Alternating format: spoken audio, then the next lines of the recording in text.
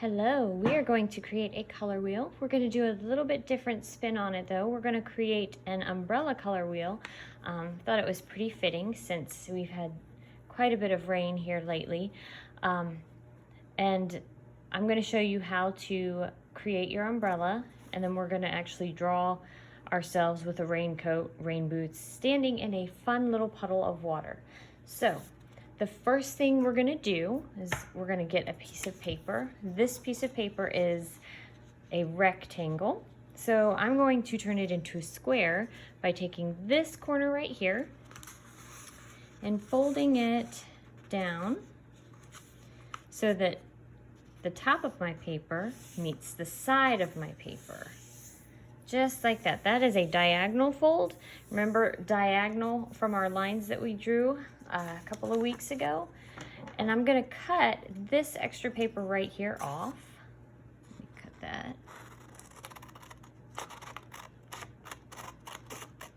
I don't need that paper.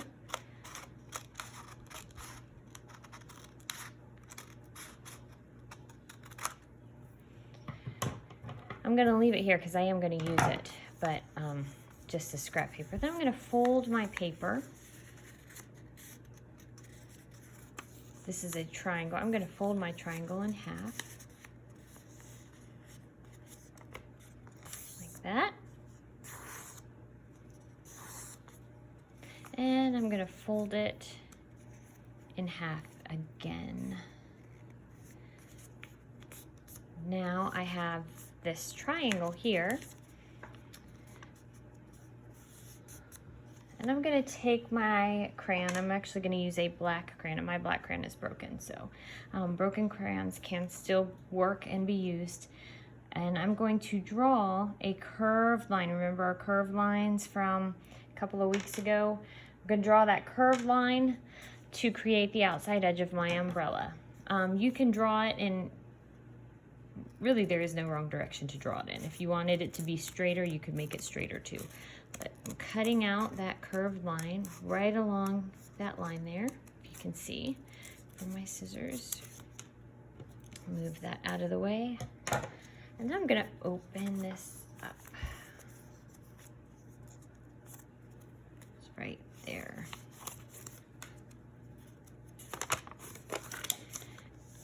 And this is where I'm gonna use this scrap here. So I'm gonna go right along the edge of my umbrella, and I'm gonna trace that outside edge of my paper. Just like that. And I'm just gonna go all the way around. And that way, if I can go right up to the edge, and if I get a little bit of crayon on that paper, it's okay. I'm not getting it on the table or on the desk.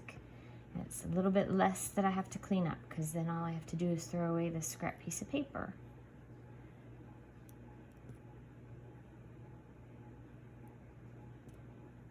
Okay. And if I have to go over my line a couple of times, that's okay.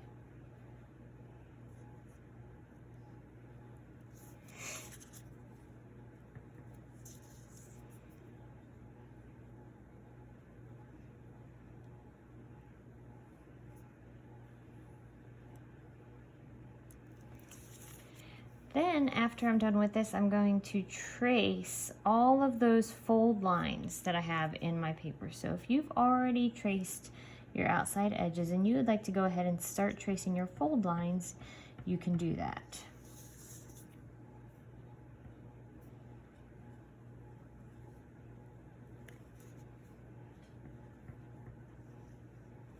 Just like that.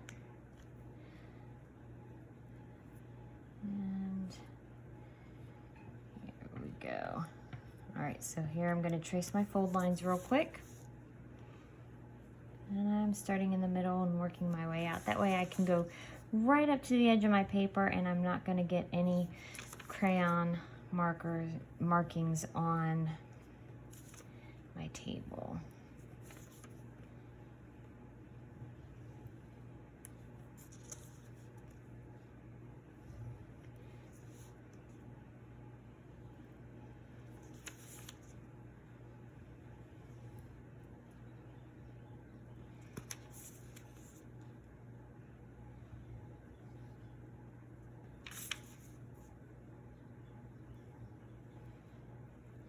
All right, so I have 8 sections. Now I only have 6 colors in the color wheel, so I'm gonna actually do some lighter versions. I'm gonna do a light green, and I'm gonna do a, actually a blue violet or an indigo.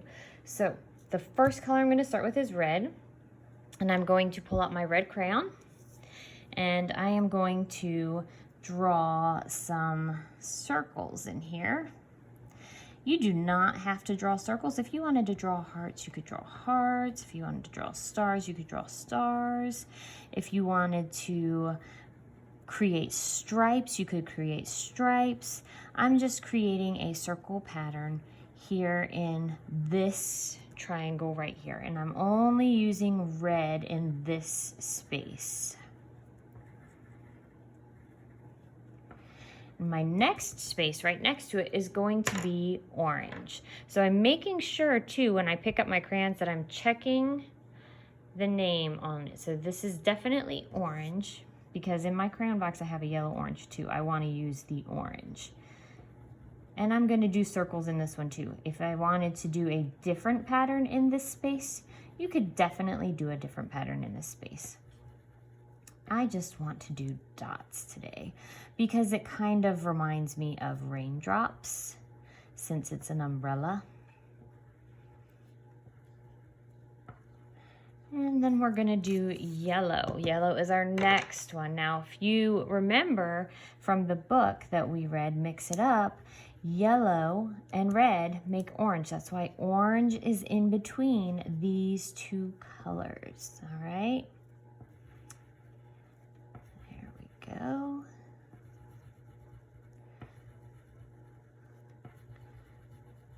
Make some of these circles a little bit bigger than others so that I can get this area filled in a little bit faster so that you don't have to sit for too long watching the video. You can get to the art making part. Now, I have 6 main colors on my color wheel. My primary colors and my secondary colors. Red, orange, yellow. That means I have 3 more colors I need to do. Green, blue, and violet. I have 8 spaces. So here, I'm gonna do a yellow green, which is what the color we get when we mix yellow and green together. So you always wanna make sure that the colors that are beside each other on the color wheel actually belong together. So that's why we are making this color wheel, so that when we start mixing colors and playing around with creating our own colors, we can have this to go back and look at and make sure that we are picking the right colors, colors that will actually mix together really well.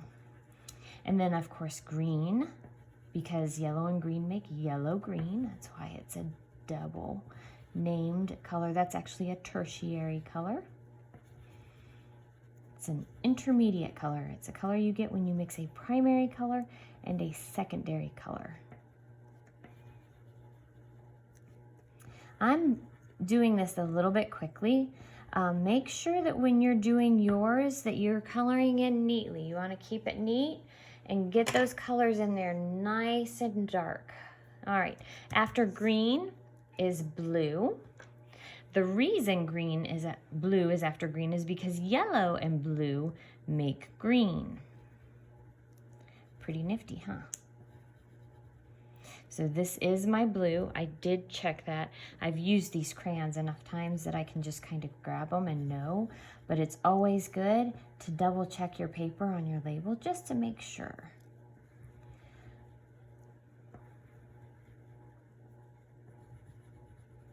You want to make sure that you get these colors right. If you don't get these colors right, then when you go to mix later on and you use this color wheel as a resource, you might end up with a brown color or a gray color, and you might not get the results that you want. So you definitely want to do your color wheel correctly. The next color that I'm going to put on here, remember I told you I had 2 extra spaces?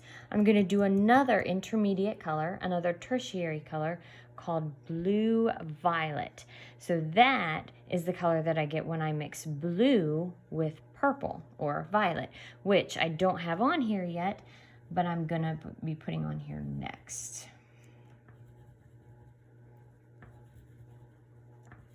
So this looks a lot like purple. Blue violets can look a little bit purple, or sometimes they look more purple like this one. Sometimes they tend to look more like a really deep navy blue too. But this blue violet tends to be more on the purple side. And then purple. So blue and red make purple. All right? Blue and red make purple. And of course, your crayons may say violet. This one says violet and then purple right next to it. Just so you know, those are the two words. A lot of times you're gonna see the color violet used in relation to the color wheel and the colors on it. Roy G. Biv, the colors in the color wheel, ROYGBIV, that's red, orange, yellow, green, blue, indigo, violet. So indigo would refer to this blue violet. Violet, of course, is purple.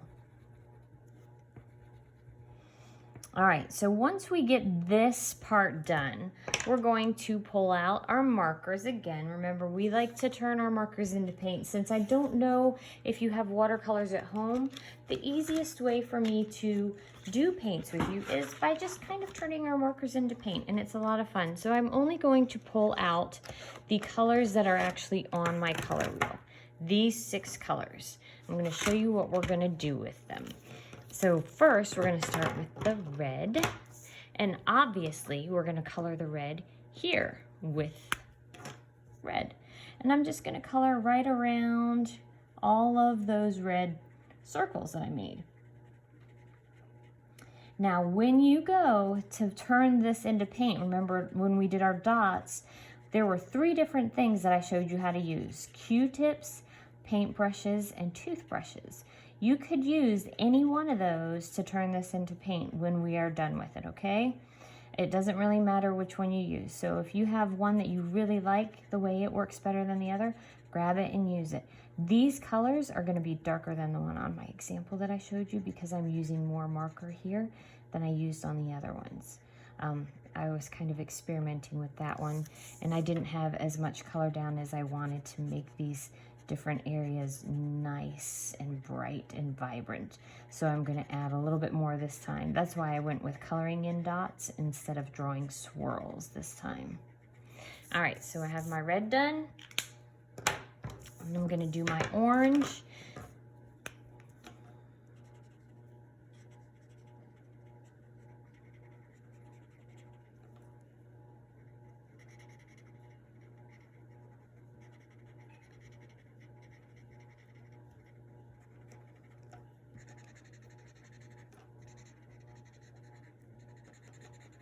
And I am coloring fast so that you don't have to sit here for a long time watching me do this, because I do want to talk to you while I'm doing it.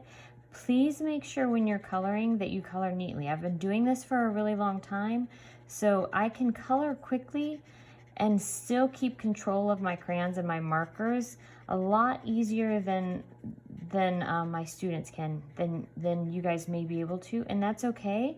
I really want you to just make sure that you're being as neat as you possibly can, because neatness is definitely going to help make this look absolutely amazing when it's done. All right, and that's less cleanup that we have to do after the fact.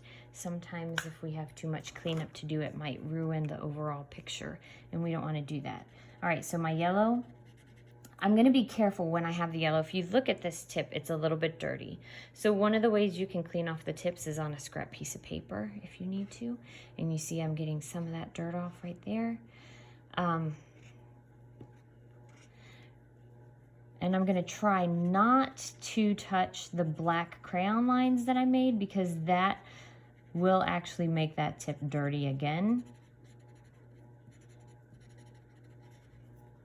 And I want that tip to stay clean.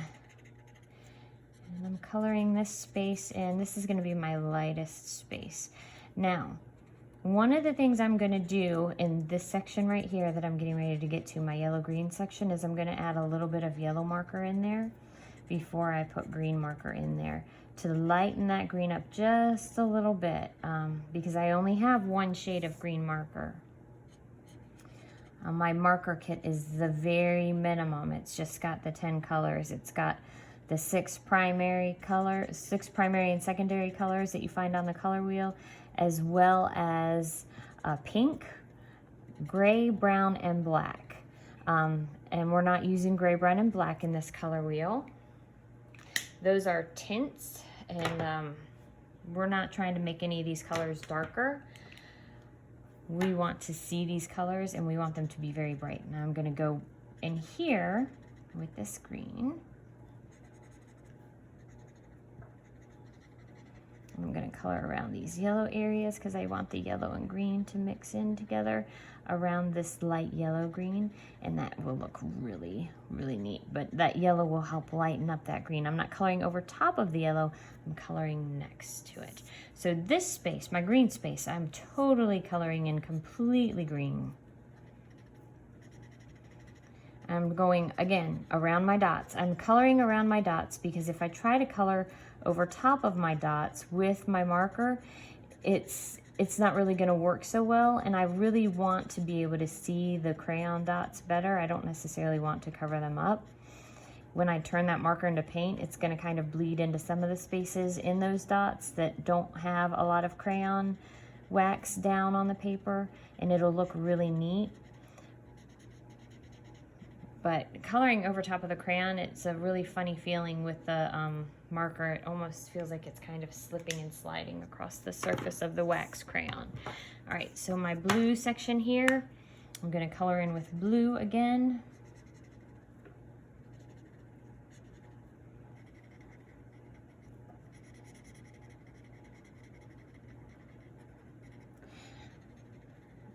Again, just going right around those dots that I colored in. And you do not have to do dots. If you want to do a different shape or a different pattern, you are more than welcome to.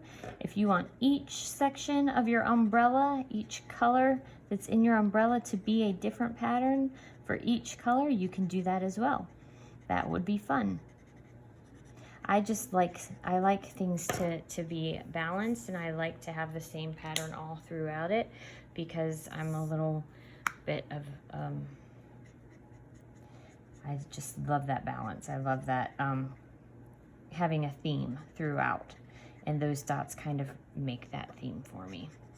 All right, so I'm doing a little bit of blue in here, kind of like what I did with the yellow green. I'm going to mix a little bit of blue together, and I'm going to mix a little bit of purple together.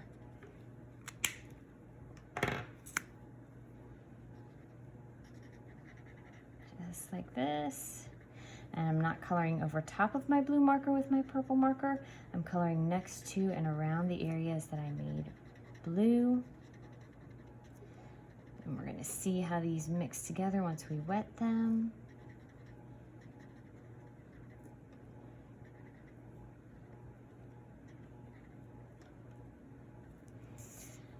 Okay. Oh, I still need my purple. And then I'm going to color in my purple right here.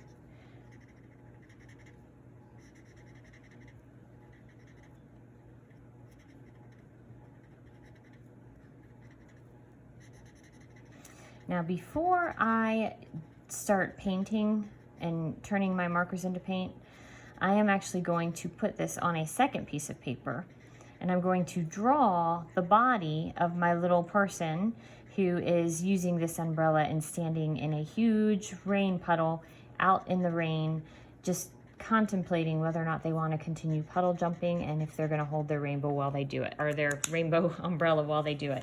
So I'm going to grab that second piece of paper,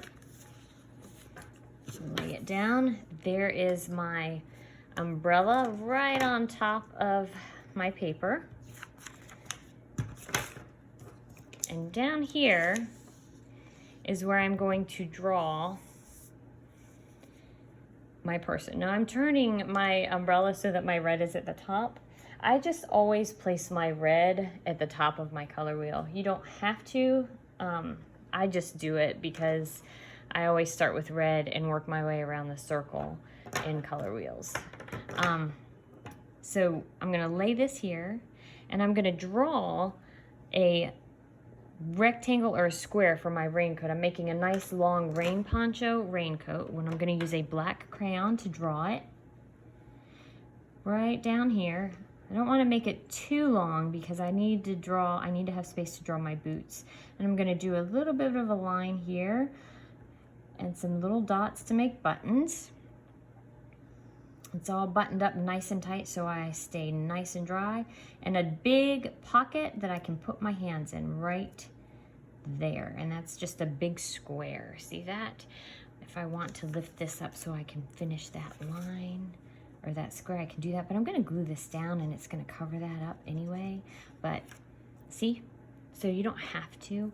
Now down here, because this raincoat is so big, my boots for my rain boots are gonna come right out of the bottom of it. Just like that. And I'm really getting close to the bottom of the page there, aren't I? And I have 2 feet, so I need to draw part of the second rain boot, not just one. And I'm going to draw it back here like I'm getting ready to take a step. So it's just almost a backwards letter L. So that's the heel of my other rain boot. And I'll just draw a little curved line there, so that's the toe of it. So now I have 2 feet. Then I'm going to draw a wavy line all the way around my boots for my puddle. And I will color that in blue for my rain puddle. If you wanted to draw a couple of raindrops, you could do that. I'm going to go ahead and draw a line here for the ground so that it doesn't look like my little guy is going to float off of the paper. If you wanted to draw a little bit of grass here, you could. If you wanted to draw a little flower coming out of the grass, you could. You don't have to. But that's always a fun thing to do too, if you want to. All right, so that part's done. Now, I'm gonna pick this up and go paint this. While this is drying, I'm gonna color this in with my crayons. Again, you can use any colors to color in your huge raincoat and your rain boots. You can color in your flower, your grass, your ground, and your puddle of water. And that's all we're going to color down here. And then once this is dry, we're going to glue it on. And I will definitely videotape all of that process for you.